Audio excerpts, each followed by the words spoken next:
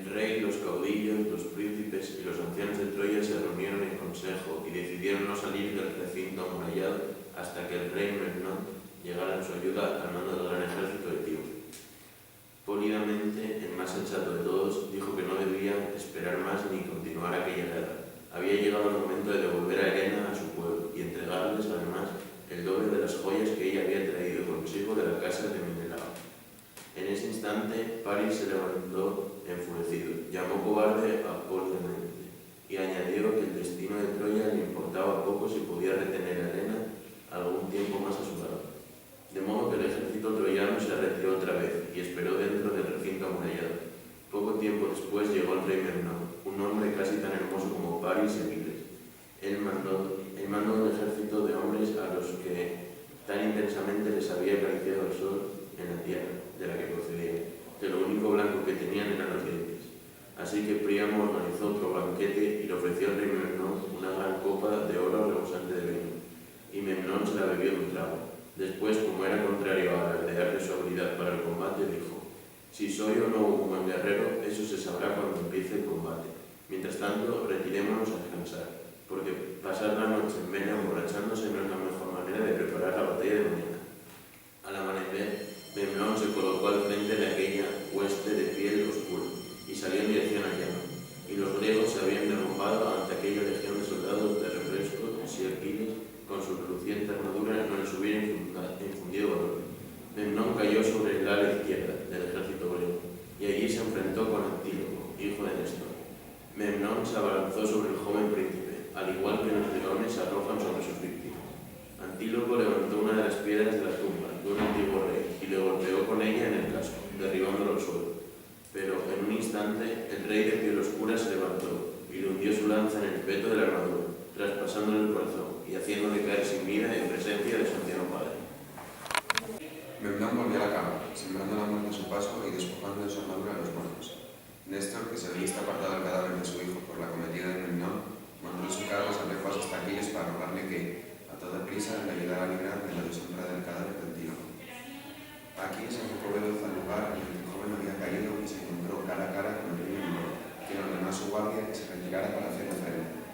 Memnón lanzó un brusco enorme, pero Aquiles lo recibió con el escudo y, adelantándose, le hirió en un hombro. Pero, pese a encontrarse herido, el rey de piel oscura arrojó su lanza contra Aquiles y le hirió en un brazo. Aquiles no hizo caso alguno de la sangre que le brotaba porque no era una brazo donde podía recibir una herida mortal. Entonces desenvainaron ambos sus espadas y descargaron fuertes tajos y reveses sobre escudos y cascos. Se cercenaron mutuamente las cargas cimeras, de crin de caballo, que volaron como si fueran pájaros abatidos por el vendaval, mientras los escudos resonaban con los golpes de espada. Dirigían sus golpes a las rodillas y al cuello, que quedaban desprotegidos por el escudo. Una asfixiante nube de polvo envolvió a los combatientes. Por fin, Aquiles lanzó una estocada tan rápida que Memnón no logró esquivarla. La hoja de bronce entró limpiamente con el esternón del cuerpo del aguerrido rey, se derrumbó y se miró. Aquiles soltó su potente grito de guerra y ordenó avanzar al ejército griego. Muy pronto se encontraron a las puertas de la ciudad, y la entrada por las puertas esteas se obstruyó con la aglomeración de hombres y carros, perseguidos y perseguidores. En aquel momento los griegos habían podido penetrar en Troya y poner fin a tal largo asedio. Pero París se situó en la torre de la puerta y, tras colocar una nueva cuerda en el arco, pues la anterior estaba completamente desgastada por el uso, eligió una flecha del alzábar, reclinó su cuerpo y apuntó a Aquiles, entre la muchedumbre que se apiñaba a su alrededor. La flecha salió disparada y Apolo la guió de tal modo que penetró entre aquel enjambre humano, y entre tantos pies, en continuo movimiento, encontró el objetivo al que iba dirigida. Dio de lleno en el talón de Aquiles, justo en el lugar desprotegido, que por debajo de la greba, el sitio por donde su madre Tetis lo había cogido al sumergirlo de niño, en el río Estige, el único punto que no había entrado en contacto con el agua y que podría dejar pasar la muerte. Aquiles se tambaleó y cayó. Volvió a levantarse y empezó a dar vueltas sobre sí mismo mientras gritaba: «¿Quién es el cobarde que me ha disparado sin dar la cara? Que venga aquí y pelee con lanza y espada». Y se sacó de un tiro en la flecha de la herida, y la sangre salió a borbotones.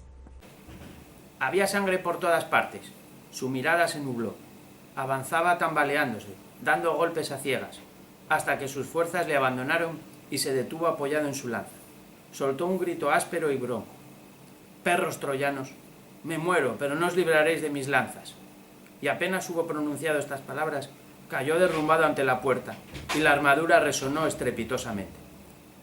Los troyanos lo miraban expectantes como los cazadores ante el león que agoniza, sin atreverse a acercarse hasta que se le escapó el último aliento de vida. Y así fue como se cumplieron las palabras de Héctor en el momento de su muerte, que Aquiles moriría a manos de Paris ante las puertas esceas. Entonces los troyanos se apresuraron a capturar el cuerpo de Aquiles y su gloriosa armadura, mientras los griegos pugnaban por sacarlo de allí para enterrarlo. El combate se desarrolló alrededor de su cuerpo. Los hombres de ambos ejércitos se entremezclaban de tal modo que los arqueros no se atrevían a disparar por miedo a matar a los de su bando. Por fin, Ulises, aunque herido en la rodilla, cogió el cuerpo de Aquiles por las muñecas, se lo cargó a la espalda y se encaminó dando traspiés hacia los barcos. Áyax y sus guerreros le siguieron para cubrirle las espaldas, cargando contra los troyanos cuando éstos se acercaban demasiado. Pero poco a poco, y disputando cada palmo de terreno, consiguieron llevarse a Aquiles hasta las naves negras, atravesando la llanura sembrada de cadáveres. Lo llevaron a sus propios aposentos, y una vez allí, las mujeres, con Briseida a la cabeza, le limpiaron la sangre y la suciedad del campo de batalla, y lo colocaron en un féretro cubierto con un manto blanco. Luego lloraron su pérdida, gimiendo y entonando cantos fúnebres. Y todos los caudillos griegos que aún quedaban se cortaron mechones de pelo en su honor, tal y como él había hecho hacía poco por su amigo Patroclo. Su madre, Tetis, la de los pies de plata, subió entonces del fondo del mar acompañada de todas sus doncellas. Ascendieron desde los salones cristalinos de las profundidades del mar con el mismo movimiento de las olas en un día estival, y sus cantos tristes y melodiosos podían oírse por toda la costa. El miedo se adueñó de los griegos, y todos habrían huido de no ser porque Néstor los tranquilizó diciéndoles: no temáis, es su madre con su séquito de doncellas que vienen a velar a su hijo muerto. Y se mantuvieron firmes en sus posiciones. Tetis y las ninfas marinas aparecieron y rodearon el cadáver, y se unieron con sus dulces cantos a los lamentos de los mortales. Entonces los griegos levantaron una gran pila de leña y colocaron a Aquiles encima. Luego añadieron bueyes sacrificados, jarras de aceite, vino y miel, y le prendieron fuego a todo. Cuando la pila se consumió, recogieron las blancas cenizas del héroe y las mezclaron con las de Patroclo, en la misma urna de oro que habían sacado previamente de su tumba. Y volvieron a levantar un túmulo de tierra, esta vez mucho más alto que el anterior, y plantaron una lápida muy alta en la parte superior, para que todo el que pasara por tierra o por mar pudiera verla y recordar quiénes yacían allí.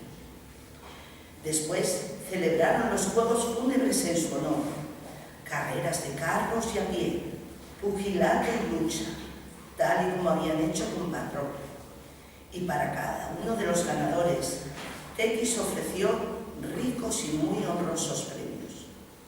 Finalmente, cuando los juegos acabaron, hizo traer la espléndida y reluciente armadura que Festo había forjado para su hijo, y extendiéndola a los pies del túmulo funerario, dijo: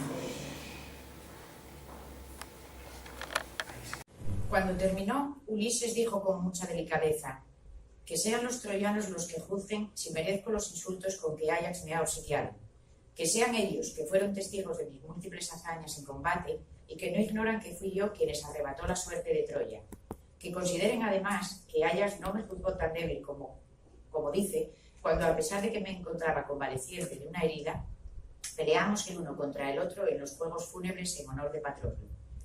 Los cautivos decidieron que Ulises era el mejor guerrero de los dos, y le concedieron la armadura de Aquiles, y el resentimiento se apoderó del espíritu de Áyax hasta el punto de no dejarle articular palabra. Se quedó rígido e inmóvil hasta que sus amigos le acompañaron a su tienda. Allí permaneció sentado todo el día, sin comer ni beber, ni tan siquiera hablar, y todo a causa de la estúpida locura que Dios había insuflado en él.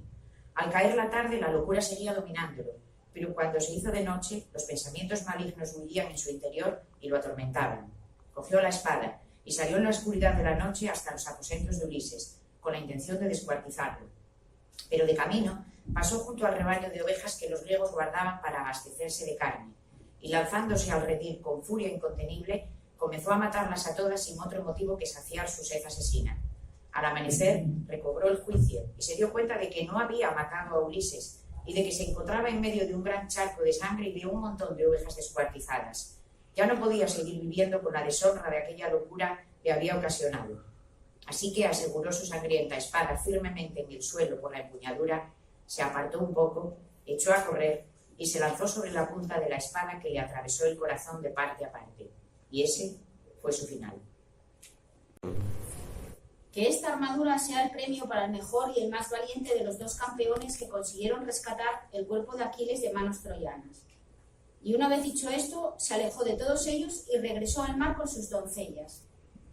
Áyax y Ulises se pusieron en pie y, creyéndose cada uno el mejor y el más valiente, reclamaron la armadura de Aquiles, convencidos ambos de ser merecedores de ella. Mas el viejo Néstor se puso también en pie y dijo: es lamentable que los 2 únicos héroes que nos quedan tengan que competir por el premio, porque el perdedor quedará resentido y puede que se sienta rechazado o que piense que ya no es uno de nuestros campeones, de modo que sufriremos una gran pérdida. Pero si es irremediablemente que compita, no debemos ser nosotros quienes actuemos de jueces, ya que si unos elegimos a Áyax y otros a Ulises, podemos acabar enfrentándonos. Tenemos muchos cautivos troyanos esperando a que alguien pague su rescate, que sean ellos quienes juzguen. Sabias palabras, dijo Agamenón, el rey supremo. Así pues, trajeron a los cautivos troyanos y los colocaron en el centro de la asamblea. Y Ulises y Áyax, frente a ellos, explicaron las razones por las que se creían merecedores de la armadura de Aquiles. Áyax habló primero, pero el dios Dionisio, quien disfrutaba haciendo diabluras, le insufló una especie de borrachera que le hizo hablar de un modo ordinario y torpe, de manera que no solo argumentó su reivindicación, sino que procuró menospreciar a Ulises, calificándolo de cobarde y débil.